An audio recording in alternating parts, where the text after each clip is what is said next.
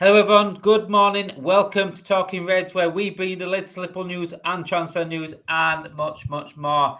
Good Saturday morning, guys. Welcome in. Make sure you do hit that like button and subscribe to the channel if you haven't done it already, and get in that chat as well. Your thoughts this morning. Alexander Isak, the saga continues. Eddie Howe spoke last night after the match against Espanyol in the preseason for Newcastle. So Eddie Howe has spoken about Alexander Isak and what is going on up in the northeast between the player and the club. So I'm going to get over a few quotes of what Eddie Howe has spoken about him. We've had discussions, and it is clear at the moment we can't have him involved with the group. I don't know how long it will be for. It's clear I can't involve him with the team at the moment. He's training later than the rest of the squad. There have been discussions since the tour. I don't think disciplinary action has happened. He's here, so of course he has a future at Newcastle. From our perspective, we'd love him to have him back and in the team, but the situation has to be right for that to happen. So, Newcastle's intentions are right now to keep Alexander Isak at Newcastle. And we've seen that actually with the reports. The reports also back that up with what Eddie Howe said as well, because there was a report late last night as well that Newcastle had offered another new contract to Alexander Isak, which he has once again turned down.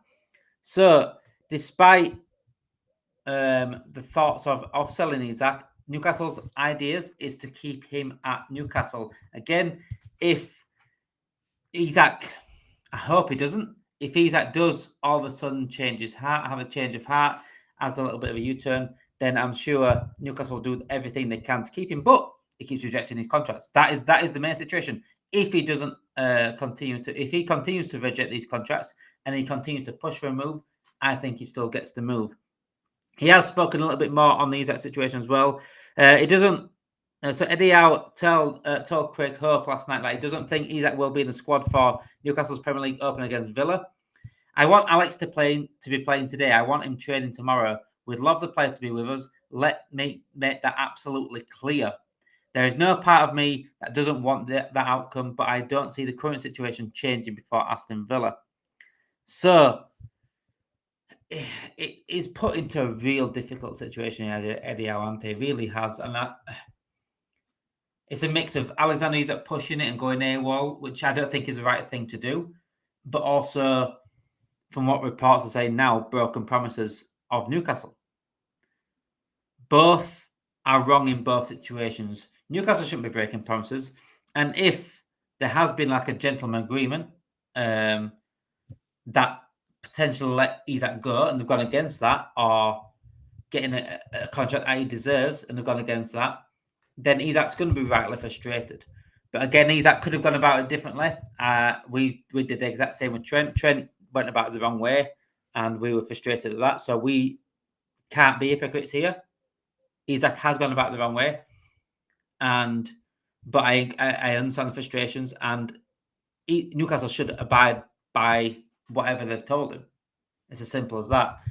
And obviously, when Liverpool come in as well, the reigning Premier League champions, Isak's going to go, yeah, he's going to stand up and take notice. But right now, we are in a situation where it's a nasty situation, especially for Newcastle and Newcastle fans. Eddie Howe, like I said, I feel absolutely sorry for Eddie Howe now. I think I've said it a few times now. Eddie Howe has managed this remarkably. Is sort of taking it. He understands the player, but he also understands obviously being a manager, and the player has gone about it the wrong way. He has to make an example of Isak a little bit. He has to. That's what we'd expect, the exact same as Liverpool fans. We would. If a player went AWOL and didn't turn up to training, forced to move like that, we'd say, well, we need sanctions right now. And I agree with that. But he's also come out and spoke about his understanding of Isak's situation. He understands why he's upset. He understands that a player's career is short, and he can't guarantee him staying at Newcastle because he understands that people need to move on and want to do better for their careers. So Eddie Howe's been thrown into the deep end without any armbands. That's what he's been doing here by Newcastle, I think. And he with everything that's going on as well at the club behind the scenes, the lack of the transfers, the no sporting director, he is sort of what else can Eddie Howe say? What else can he do? I think everything that he said as well has been pretty much what he'd expect a manager to say. What else can he do? He can't guarantee Isak to stay. He can't gaslight the Newcastle fans. He can't say, "Oh, well, he's staying. His Newcastle player is staying." He can't say that because he don't know what the outcome's going to be. It's not really particularly on him. It's not more on the ownership of Newcastle and Isak himself. That's who it's on, and Liverpool. But he's also like, yeah, I would love him to stay here. He's pretty much done all he can for me. And do I think he's going to go back? Personally, no. Too much has happened. Too much water under the bridge. Isak has been hurt by Newcastle. It's quite clear the relationship, the communications, everything has evaporated. It's gone. The relationship is so sour right now. There's no way back for me. Absolutely no way back. And one thing I will quote here right now, and obviously he's getting the recognition now this summer, is Indy Callier. Those that don't know who Indy Callier is, I don't know where you've been. If you've got Twitter, if you've got X, then you know who Indy Callier is. In fact, David Ornstein actually praised him the other day for his stories. So, if I'm on here right now and Talking Reds and I quote pretty much most journalists and not reliable journalists at times, I'm going to quote Indy Callier here this morning because he deserves the recognition and deserves a. I think I've quoted less credible journalists than Indy Callier. I'll be absolutely honest, and I'll tell you who I rely on and who I don't rely on the most. And I'll tell you, I'm honest when I come to talking about journalism and journalists. I'll say, if I quote a journalist, I'll say, well, it's quite reliable at times, or is not reliable for me. So I will be honest on this channel. So Indy Callier have broken a news story last night, 10 hours ago. So be about 11 o'clock UK time. Close associates of Alexander Isak have revealed that there was a gentleman's agreement. A gentleman's agreement pretty much similar to Adam Wharton, Crystal Palace potentially letting him go next summer. So Alexander had an agreement in January with Newcastle to leave this summer. So that is why he is furious to what has happened here. And it's quite similar to, I got it quite similar to, it's quite similar to right now, and it's quite recent, is Gyökeres.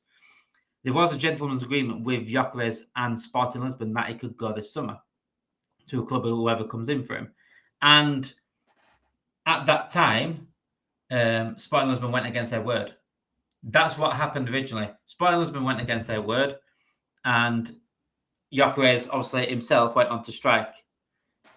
Now, the solution in the end, which finally happened for Gyökeres and finally for Arsenal specifically, is that Gyökeres got his move.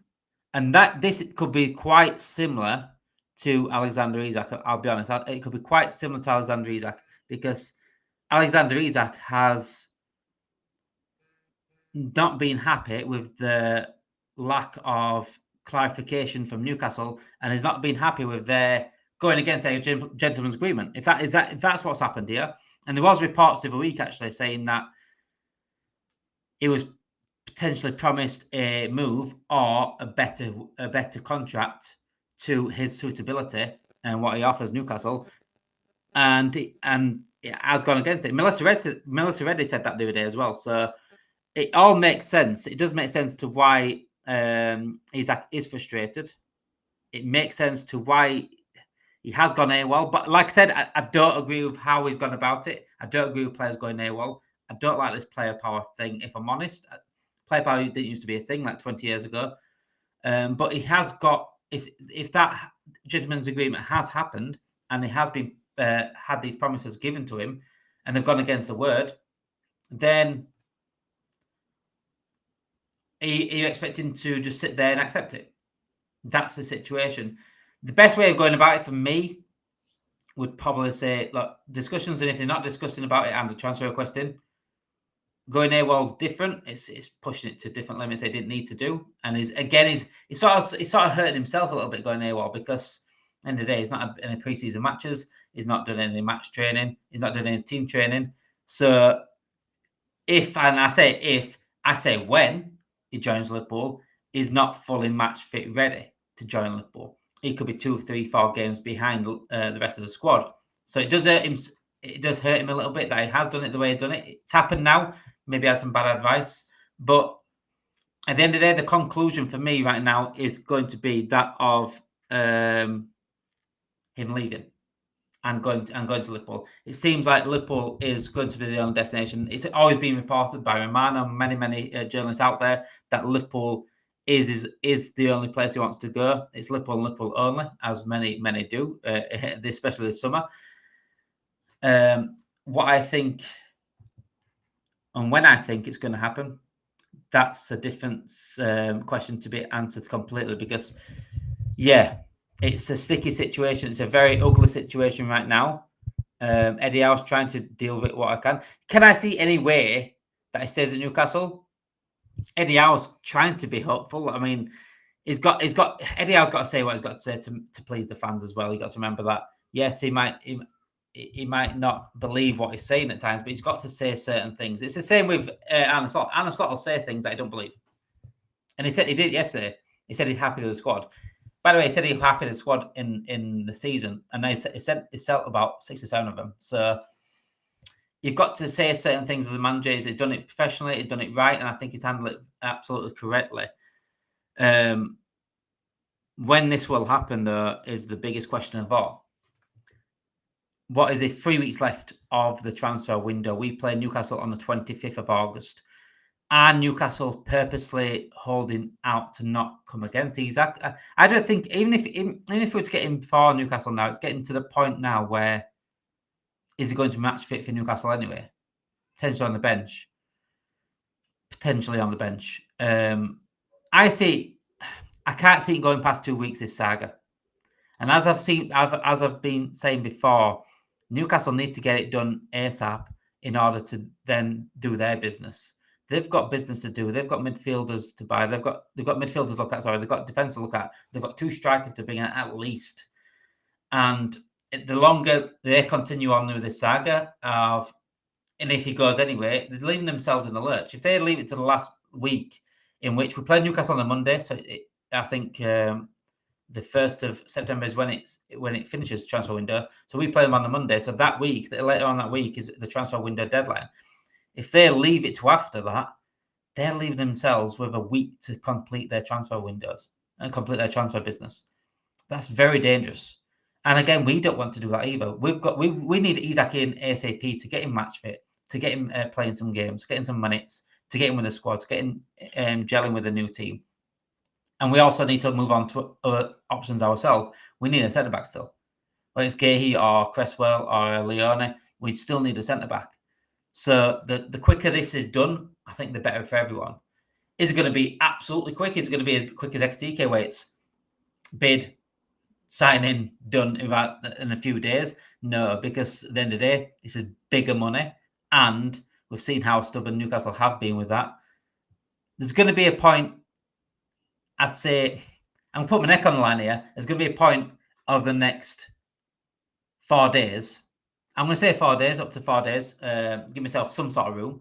I'm going to say there's going to be a point over the next 4 days. We're going to see a bit more clarification on this situation for me. And the clarification for me is going to be Newcastle are willing to negotiate. A fee is going to be agreed at some point, and Alexander Isak will be on his way to Liverpool at some point. So it's been a transfer window like no other this summer. We haven't bought like this for a long time. And we've sold quite a lot of players as well. We've got to remember that Diaz out the door, Nunez out the door, Kwanzaa out the door for good money, Kelleher. And we're still not done there yet. Elliott could still be going. Tsimikas potentially could be still going. Chiesa could still be going. So it's been a very, very busy window. And this Isak saga has dominated quite a lot of it. And I think it is coming to a slow conclusion. It's coming to a conclusion, but it's been a slow conclusion. But I think, like I said, the best thing right now is it for to come to a conclusion for everyone. Every party involved, Isak, his agent, Newcastle and Liverpool. the best thing that can happen now is this to come into I want to say respectable conclusion. I don't know how it can be respectable now because it has gone ugly. It has got frosty, but I hope it does come to some sort of conclusion at least. But yeah, thank you everyone for watching this morning. Like I said, get your thoughts in the chat, get your thoughts in the comments as well. And also make sure you do hit that like button on the video. It helps out massively for the channel. And subscribe to the channel if you are new. If you haven't done already, subscribe to the channel for all your latest content, all your Liverpool content that you could ask for at this channel. We'll also be live at 7 o'clock tonight for Liverpool Crystal Palace Community Shield preview. The Reds are back in action tomorrow. So we are live at 7 o'clock tonight for that preview. Predictions, match predictions, team predictions, and everything else that comes with it. Thank you for watching today, guys. Have a good day and speak to you all later.